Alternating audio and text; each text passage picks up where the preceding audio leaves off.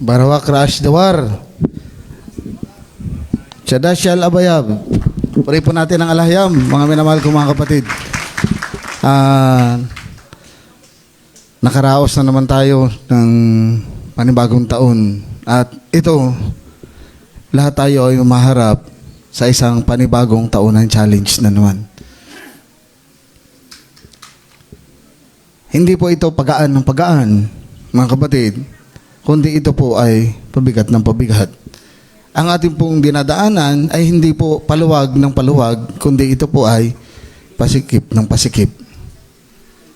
Kung noon, kaya nating magdala ng maraming dalahin, ngayon po mga kapatid, i-unload nyo na yan. Dahil pasikip ng pasikip ang daanan, sasabit yan. Hindi kayo makakausad. Yung mga kapatid natin, na pag-uusapan lang natin, yung ating mga kapatid na na tumalilis ng landas. Bakit? Kasi hindi po nila kayang hubarin, hindi po nila kayang iwan yung kanilang mga baktot-baktot. Kung ano man yan. Karamihan yan mga kapatid. Alam naman natin hindi na tayo pwedeng linlangin pagdating sa mga malalaking bagay. Yung mga maliliit na bagay na lang na nakasabit-sabit na hindi mo alam nakasabit pala. May bag ka na sa likod, may bag ka sa gilid, may bag ka pa sa harapan. Pagkatapos wala naman laman. Alam natin mga kapatid na pagdating doon, wala naman tayong kailangan. Kundi, yung dalisay lang nating puso at yung ating pagsunod sa kautusan. Tayo po ngayon ay papasok, ang Shabbat Shalom Apayar ay pumapasok sa totoong bahagi ng kasaysayan natin, mga kapatid, sa ika-4 na taon ng makalangit na kaharian. Iniisip nyo, ganyan ba yung kingdom? Wala pong, mga kapatid, wala pong kingdom na nag-umpisa sa matataas na palasyo at mga kastilyo. Si Malakdawad, ilang taon siya bago nakatayo ng sarili niyang palasyo? Diba? Agad ba? Sila naman siya, nung siya ay naging hari, mayroon ba siyang trono? Mayroon ba siyang korona? Kaagad? Hindi. Wala. Si Lolo Adama, siya po ay isang dakilang hari. May korona ba at trono ang Lolo Adama? Ang Lolo Tianawak, mayroon bang korona at mayroon bang trono? Wala. Ang Lolo Abraham, ang Lolo Siyam, ang Lolo Yatasetsak, wala po yung korona, wala po yung trono, pero yan ay mga dakilang hari. Ang ibig sabihin, kailangan ba na kapag sinabi na mayroon kayong kingdom, ay mayroong kastilyo, mayroong palasyo? Ang kingdom, mga kapatid, ay government. Kaya po sinabi, makalangit na kaharian, it is a heavenly government. Natanaw ko kanina yung ating mga kapatid na kapulisan na nandyan. At habang tinatalakay ng ating kahan, mayawa siya yung tungkol sa pag-alis ni Pablo sa kautusan. Sabi ko, sige, tanggalin natin yung kautusan. Hulihin tayo ng pulis. Subukan mo na, pwede na magnakaw. Hulihin ka ng pulis. Sino ang totoong malaya? Yung sumusunod saan? Sa kautusan. Bakit? Hindi ka hulihin ng pulis. Pero oras na sumuwi ka sa kautusan, andyan yung warrant, mga kapatid, hulihin ka ng pulis. Tanggal ang kalayaan mo. Sino ngayon na nasa ilalim ng kautusan? Yung malaya o yung nasa kulungan? Yung malaya. So kaya hindi pwede na tayo ay nasa loob ng, hindi pwedeng labas tayo sa kautusan dahil pag lumabas tayo sa kautusan, tapos ang maliligayang araw natin. 2023. 24, 25. Tama. Sinabi natin na abayab ng 23.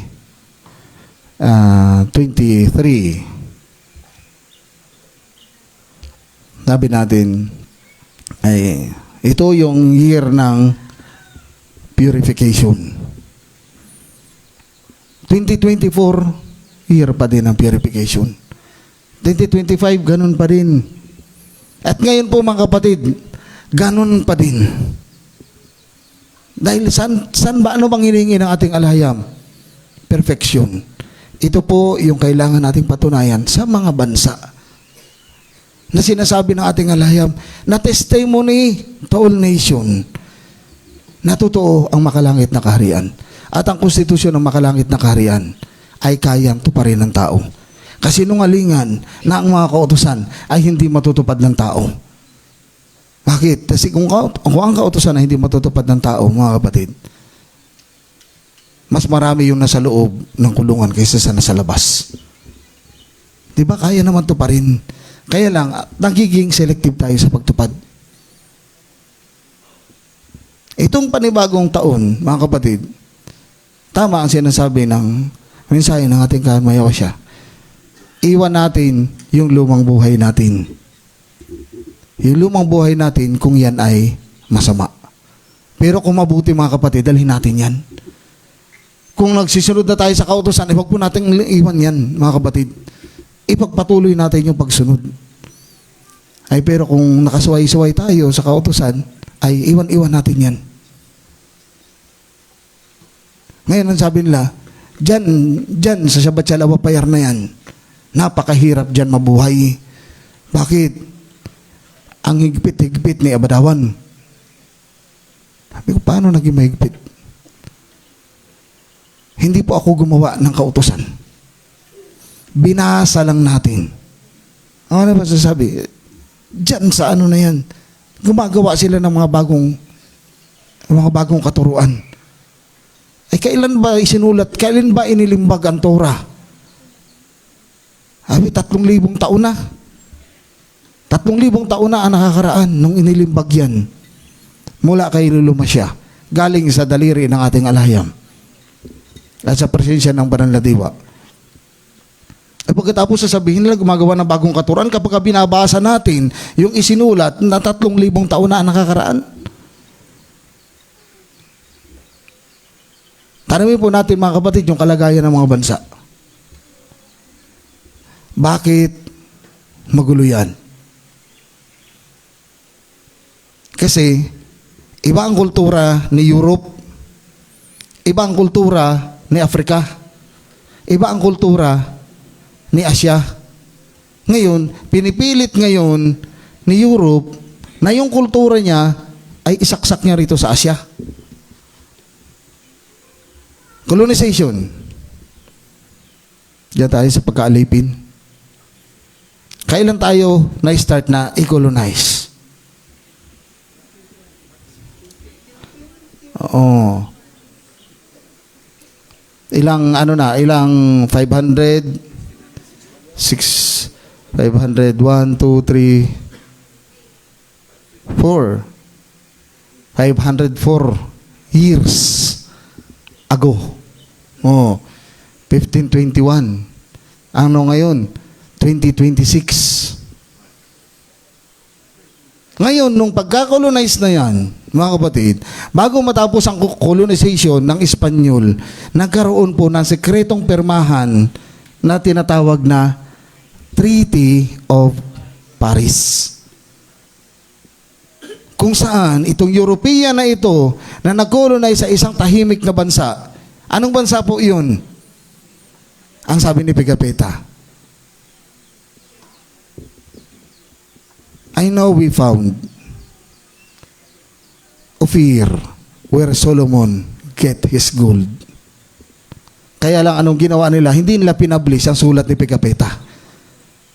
Naggumawa po sila ng bagong scribe at para patunayan sa buong mundo na they discovered daw the Las Islas Pilipinas. Oh, diniscovered mo pala yung Las Islas Pilipinas pagkatapos dito ka namatay. Kung mayroong pumatay sa iyo, ang ibig sabihin, mayroon ng unang nakadiscovery. Oh, nagkaroon ng Battle of Mactan. Hindi po yan Battle of Mactan, mga kapatid. Battle of Mactan.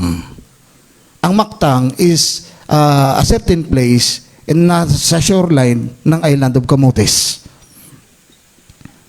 Hindi po yung Mactan mismo. Kasi ang sabi, nag-travel pa sila ng 3 hours. Ng 3 hours galing sa kay Humabon. Nag-travel pa sila ng 3 hours sa bangka bago sila nakarating sa kampo nila Pulapo. At naglabanan sila doon sa shoreline ng Mactan. Diyan siya namatay. And then after, pag uwi nila ng Spain, they discovered Philippines. May mga tao na po dito. Ngayon, mayroon ba bang history na pre-colonial period? Wala eh. Laging yung post-colonial period ang natin. Yung bago, wala. Bakit? Binura. Sino itong mga nananahan dito sa lupain na ito bago ang colonization? Ngayon, pagkatapos na pumunta yan dito, kasi bumalik yan mga kapatid, ang mga Espanyol, hindi sila tinanggap. Nakailang expedition silang hindi tinanggap hanggang sa sumalang ngayon si Miguel Lopez de Legazpi. Nung hindi siya tinanggap ng Cebu, pumunta siya ng Bohol at doon siya nakipag-blood compact kay si Catuna. So hindi Cebu ang tumanggap ng colonization kundi Bohol. At diyan nagsimula yung pakikipagkaibigan gamit ang cross.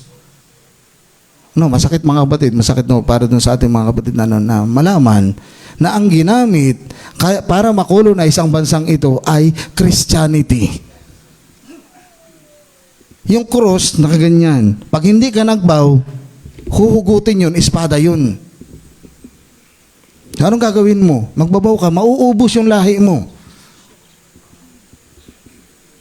Nakolonize tayo sa loob ng 333 years. Bago matapos ang 333 years, 1897, ang Treaty of Paris, 1898, nagkaroon sila ng pirmahan na ibinebenta ni Espanya ang Las Islas Pilipinas kay US. Paano sila nagkaroon ng pag-aari dito? Paano naging pag-aari nila itong kapuluan na ito? Na pagkatapos ng ituro na ito, lupa ko to, hanggang doon, lupa ko yan. Lahat na ngayon ng mga katutubo na napaloob doon sa turo-turo niya na yun, naging alipin niya doon sa loob ng kanyang hasyenda. Nakita po ninyo mga kapatid, pinatituluhan yung ating bansa. Ang daming titulo. Paano sila nagkaroon ng lupain dito? Wala naman dala kahit na isang pasong lupa yung galyon, mga kapatid.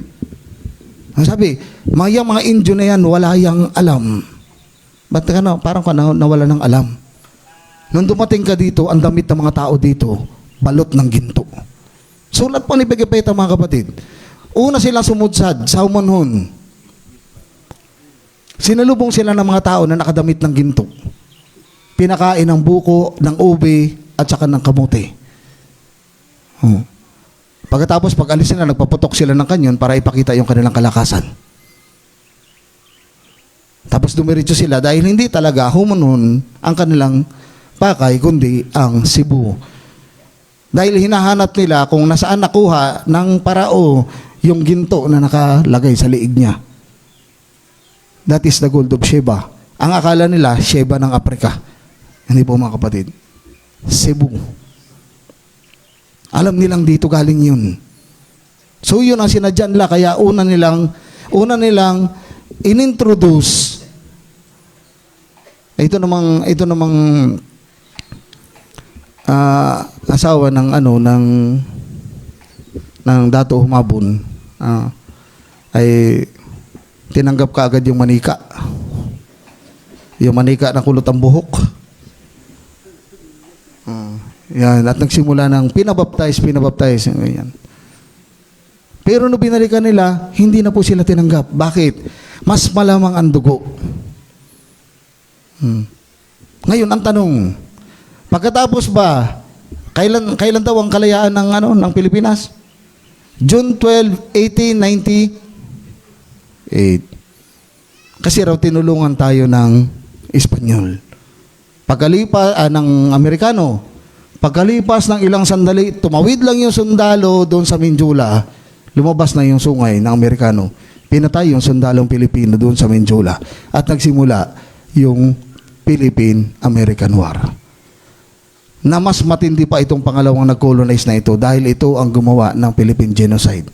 Millions ng ating mga ninuno ang pinatay. Colonization. Bakit? Gusto nila yung kultura nila isiksik na sa atin.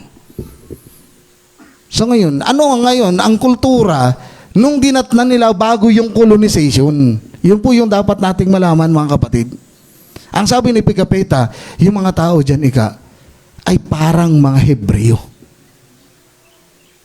Dahil yung DIOS nila, tinatawag nilang Aba. Pag sinabi natin Aba, mga kapatid, it is a Hebrew word na ang ibig sabihin ay Father. So, ang ibig sabihin, ang mga tao dito, sabi niya ganyan, ay mga Hebreo. At pag sila daw ay sumasamba daw sila sa bato at saka kahoy. Nakalimutan ni Pigapetta na nilalagyan po yun ng apoy at mayroong isinasalang na offering. Halaran pala yun. Ay siyempre, nakaganyan, mananalangin ka, ay holy place sa kanila. Doon sila mananalangin sa harap nung umpok na bato. Hindi niya po naintindihan na yun ay altar. At tinatawag daw nila yung kanilang DIOS, kasi yun ang term sa kanila eh. Tinatawag daw nilang Aba. Bago ang colonization, kilala ba ng mga katutubo dito sa Ophir? Ang manlalalang kilala. Kilalang kilala. Kaya lang nakalimutan. No. Dahil sa haba ng panahon ng colonization. That is why sa Bachal Awapayar, gusto nating umpisahang muli ang makalangit ng kaharian simula sa pinakamababa. Na yung mga bata na yan, nakikita nyo, lumalaki na yan, wag na wag niyong pababanggitin yan ng pangalan ng banyagang Diyos nila. No, dahil dapat dalisay ang pangalan na mamatawi sa bibig ng mga bata. Tanong mo sila, ano yung pangalan? Hindi nila alam. Sabihin nila JC. Si JC ba? Si JC ba, saan ba yung nakatira? Sabihin nila doon sa Israel. Wala pang internet noon. Paanong ang isang Hebreo, paano ang isang Israel ay magkakaroon ng pangalang Latin? Di ba? Imposible. Kaya nga sabi ng mga negro, how the white save the blacks. It may be the blacks save the whites, but the whites never save the blacks. Bakit daw? The whites are colonizers. Sino ang nanguna sa pagkubkob sa Africa? The whites. Berlin Conference. Sino naghati-hati din ng Asya? The whites. Supposed to be ang Pilipinas, mga kapatid, itong Las Islas Pilipinas, dapat ito ang mag-colonize sa atin, British eh. Kasi yung kapitbahay na bansa natin, British ang nag-colonize. Kaya lang nagkaroon sila ng arrangement eh. Inasawa nung mataas yung anak. O sige, amin na yan, amin na yung bansa na yan. Pagkatapos, isusulat nila sa history na they discovered. So parang lang yan, parang Amerika. Sino daw po ang nag-discover ng Amerika? Kaya pinangalan ng Amerika? Si Amerigo Vespucci. Kaya po yung pinangalan ng Amerika is from Amerigo Vespucci. Pero nung dumating sila dyan, ang dami lang pinatay na Indians. Nung na-discover nilang Philippines, ang dami nilang pinatay na mga Oberians. Pero sila daw ang nakadiscovered.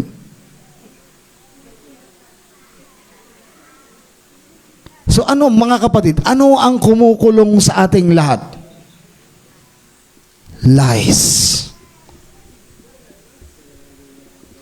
Kung gusto niyo lumaya, anong sabi ng ating alahayam? You will know the truth, and the truth will set you free. Malapit na po yung anniversary ng ating paglaya. Sa ika-14 na araw, mga kapatid, that is our Independence Day. Ito, nakikipag-battle pa nito si Masya kay Parao. At malapit na yung panahon ng paglaya. Pero tama, nakalaya na tayo, but still, dala-dala natin ang colonial mentality. Hindi tayo makalaya sa mga kasuotan, sa pananamit, no? sa pag-uugali, sa pagsasalita, daw pati pagkain, kailangan sosyal. Hindi mo mapagkamay. No, ang sinusunod, table manner ng appetite.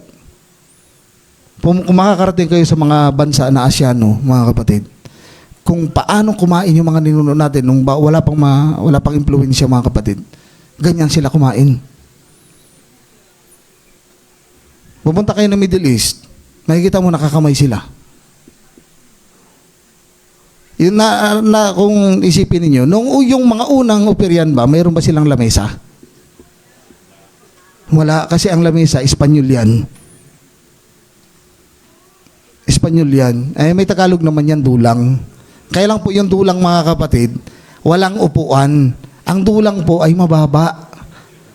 Parang lamesa din siya. Kaya lang mababa. Wala po siyang upuan na pwede kang dumikwatro. Yan ang dulang. At yung upuan, mga kapatid, wala pong silya. Wala pong silya ang sinaunang mga Pilipino. Mayroon po tayo sa lungpit. Yan. Dumating ba sila dito na mangmang ba ang mga nandito? Hindi. Bakit? Tayo po ang isa sa mayroong pinakamataas na value ng pera noong araw. Hindi lang alam, hindi na i-record kung ano ang tawag ng mga unang Operian dyan sa klase ng pera na yan. Pero pinangalanan niya ng mga Espanyol na piloncitos. Maliliit na coins na gold. So mahirap ba? Mayaman. Ang Africa, nung bago dumating ang mga colonizer sila, mayaman ba, mahirap? Mayaman. Pero nung dumating ang mga colonizer, naghihirap. Pagkatapos nakita mo yung mga batang butot balat, sasabihin ng UNICEF, save the children of Africa. Africa is a third world country, a very poor country, because their president, their government is corrupt.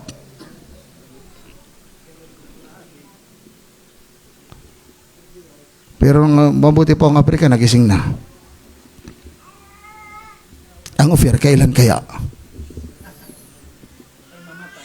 Ang paglaya ba, mga kapatid, ay nasa kapaligiran? Hindi.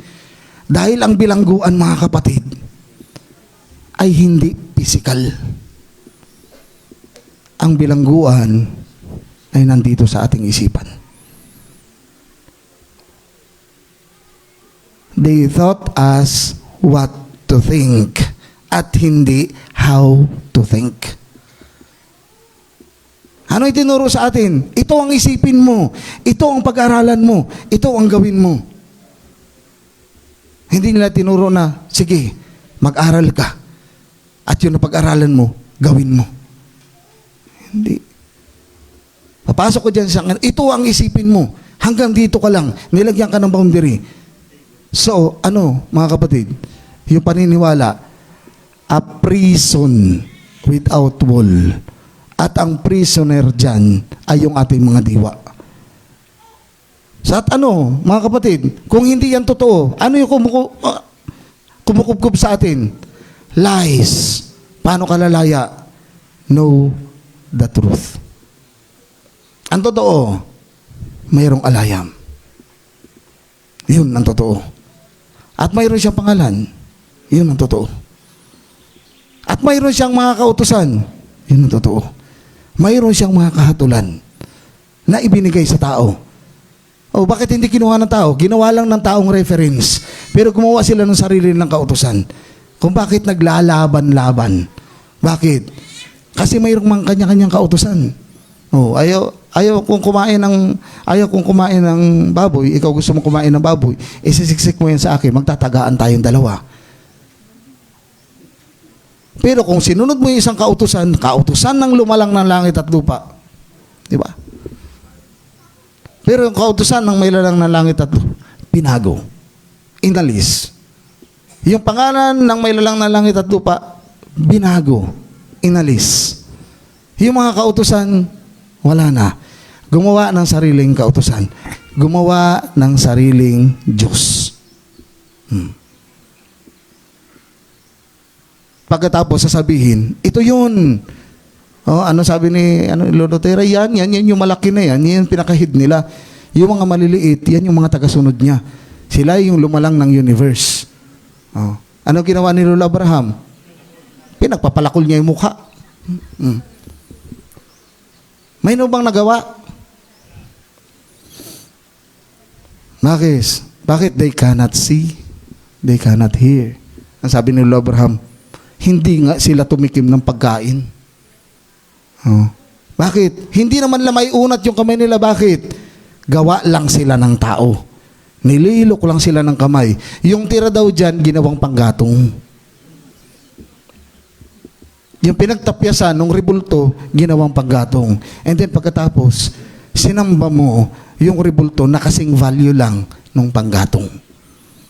And then sasabihin mo na yun yung creator mo. Lies. Ano ang totoo? Mayroong creator, mga kapatid. At mayroon siyang pangalan. Dumidinig siya ng mga panalangin. At itong pagdiriwang na ito ay kanyang itinakda. Hindi po lahat ay ipinaunawa kung gaano kahalaga yung 3 taon. At wala po tayong nabasa, mga kapatid, alinman sa mga kapistahan ng alayam na sinasabi na idinideclare kanya sa araw na yan. Yung mga nagdiwang ng kapistahan na yan, idinideclare niya sa araw na yan na ikaw ay kanyang bayan. Wala pong ibang kapistahan. Ito lang. At itong kapistahan na ito, mga kapatid, mauulit ito after 3 years ulit. Dahil yun yung utos ng alayam. Oh, bilang ulit tayo ng 3. Kasi pagkatapos niyang 3 na yan, yung susunod na taon, anong taon yun? Sabbatical year. No sowing, no reaping. Yan ay utos. Ay bakit may ganyan kayo? Ay utos, wala tayong magagawa. Hindi po utos ni Abadawan. Binabasa lang po natin. Nagkataon lang na ipinaunawa sa atin na ganito pala tayo kahalaga. So binabati ko po kayo, Banay Sharal. Kayo yung itinakda ng mga anak ng alayam. I-pronounce niya po ngayong araw na ito. No, kawawa yung mga hindi nagdiwang. No, para sa ating mga kapatid na nandiyan sa kanilang mga HOP at sa mga bahay nila na hindi po talaga kayang dumalo. Ang mahalaga, nakarating po sa inyo ang pronunciation ng alayam na itong 3 taon na to ay pagdideklara niya na tayo yung kanyang piniling bayan, the Holy Generation. Hindi po yan nagkataon, mga kapatid. Alam ko pong ito ay nakaplano na mahabang panahon na. Ang alayam ang nagplano. Hindi po yan laman ng isipan ni naman, kundi ipinaunawa niya at purihin ng alayam dahil ang Shabbat Shalawa Payar ay handang sumunod sa lahat ng pinag-uutos ng alayam. araw na ito, enjoy natin yan mga kapatid. No, at yung mga mag-iipon ulit tayo ng another 3 years, mag-iipon ulit tayo mga kapatid. At sa anong taon? Sa 2029, muli nating ipagdiriwang yung taon ng ikapo. So hindi po natin pinag-uusapan ngayong araw ang offering. Ang pinag-uusapan po natin ngayon is tithes. So mayroon talagang reckoning. Mayroong reckoning. Kung ang Japita ito sinasabi, ipunin ninyo yan. Ipunin ninyo yan for the future. Kaya ang yaman-yaman ng the Knights Templar. Nag-ipon sila na nag-ipon. Pero ang alayan po hindi. Ipamigay nyo yan. Akin yan. Yan tithes na yan. Naipunin nyo yan. Ibigay nyo yan dyan sa mga ulila, sa mga balo, sa mga foreigners.